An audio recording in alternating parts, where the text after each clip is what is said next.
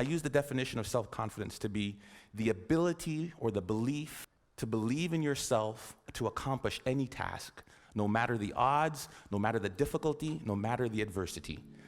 Simply put, you need confidence in life. If you ever want to achieve any level of success, you will need confidence in yourself and what you can accomplish. Confidence empowers you to take risks, and it motivates you to get the most out of every day because you believe you can go the extra mile and win. This is why confidence is so valuable, but unfortunately, it can be hard to come by at certain points in our lives.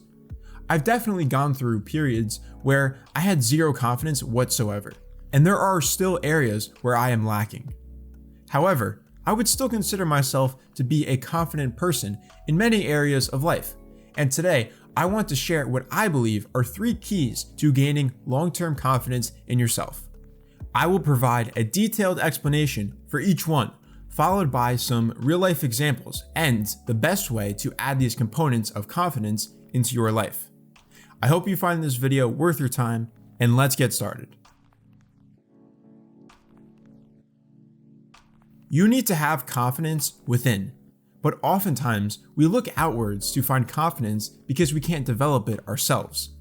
In this state without confidence, we turn to others, hoping that they can empower us. This is where the problem arises. When we become too dependent on other people for confidence, we are limiting ourselves and hitting the stop button on our growth. Let me explain why.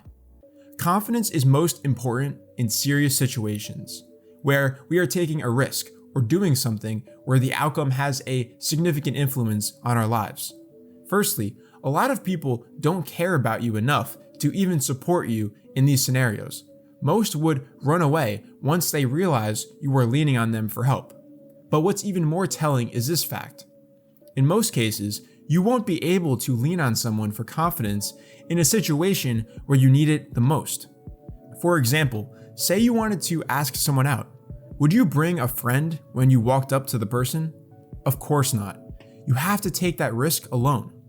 So if that's true, then why would you look outwards for confidence when those sources will be gone when you actually need to display confidence? The better path is working on building yourself up to take on life alone. Yes, it's okay to get help from people sometimes, but you need to be able to have inner confidence that you can tap into at any time. If you only take one thing away from this video, let it be this. Have the mindset that your source of confidence is you and nothing else. Now that we've talked about the importance of finding confidence within, it's only right that we discuss the best ways to actually develop that trait in your life. Simply put, you need experience in your life. Experience is what gives you the confidence to try the next time, and the next time, and so on. More specifically, you need real experience in various aspects of life, whether that be pursuing a goal or making connections. This was a personal weakness of mine when I was younger, as I had little experience in the areas of my life that I wanted to improve. I was too afraid to try, and that is the price of having no experience. The task seems impossible, and you simply become stagnant in your growth because you don't have the confidence to start. On the opposite end, once you finally do gain experience, the next attempt becomes so much easier to do, and each try adds to your inner confidence. Let's use the example of making new friends. Firstly, if you haven't made a new friend in a while, and if that's you, don't worry, because I know how you feel. Your confidence in the chances of you actually meeting someone new is low. This might prevent you from even starting, or you might try only once.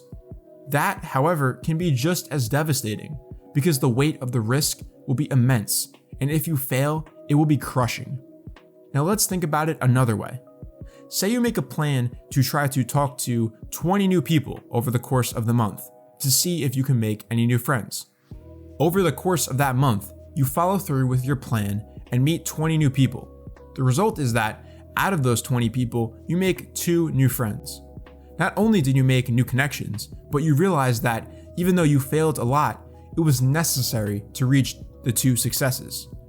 Actually doing this in real life is a guaranteed way to boost your confidence. But most importantly, it builds momentum in your life. Once you begin consistently taking risks and utilizing your confidence, you obviously develop memories of these attempts. You can always go to these for confidence when you try the next time. Just think about how much confidence you could develop if you followed this method for the next year. But don't take my word for it. Do this in your own life and see what happens. Remember, you have to do things more than once, and you will fail a lot, but the reward will be worth it. I need to explain why your self-perception can hurt your confidence. See, self-perception is how you look at yourself based on all of your experiences throughout life. Every little detail, success, and failure. You look at yourself under a microscope. And unfortunately, we usually focus more on the flaws we have compared to our strengths. Obviously, thinking about your flaws and mistakes too much will hurt your confidence, especially in moments where you are presenting who you are to someone else. Let go. Let go of the negative parts of your self-perception. They don't matter. Why? Because absolutely no one thinks about you the same way as you do. First of all, people don't even know that many details about you. But regardless, no one will use the same microscope to pinpoint the flaws you may have. Look, I'm not saying that you must forget about all of your mistakes, because that's next to impossible to actually do. Just don't let these past moments in your life prevent you from taking a risk in the present moment.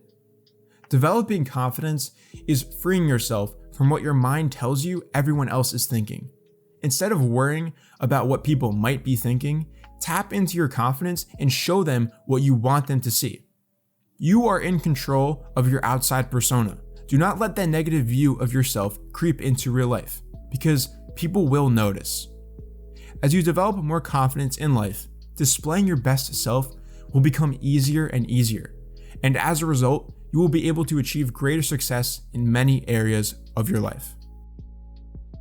Building confidence is a lifelong process, and if you don't have a long-term mindset with your confidence journey, you will not succeed.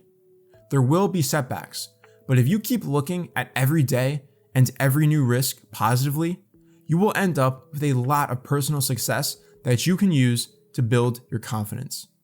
Before we end, let's summarize the main points of this video. First, you cannot solely rely on others for confidence. You need to look within if you want to really succeed. Secondly, experience is arguably the most important piece of building confidence. It's a simple relationship. The more experience you gain, the more confidence you gain. Lastly, we need to let go of our self-perception in order to build our confidence up. No one looks at us under a microscope, so why should we do that to ourselves? I really cannot stress enough how far confidence can take you in life. So do yourself a favor and work on it. With that said, this has been Dark Horse, and I will see you in the next video. I had a dream I could buy my way to heaven. When I awoke, I spent that on a necklace.